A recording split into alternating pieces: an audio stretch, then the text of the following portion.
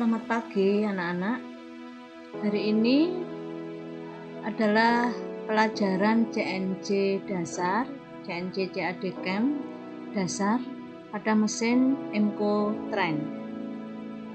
Hari ini materinya adalah eksekusi benda. Kita membubut dasar.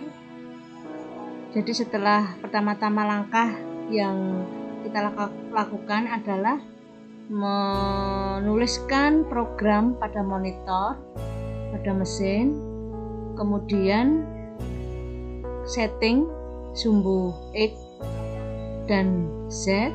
Nah, kemudian eksekusi, tinggal masukkan, setting sudah selesai, kemudian di tombol cycle start. Nah, otomatis mesin sudah mulai pembubutan. Perlu diperhatikan waktu kalian eksekusi benda ini, hal yang paling penting adalah kalian harus mengatur kecepatannya, kecepatan putaran dan kecepatan pada mesinnya ya.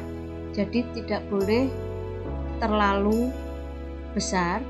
Jadi harus diperhatikan bahan apa yang kalian gunakan. Nah, sekarang dilihat.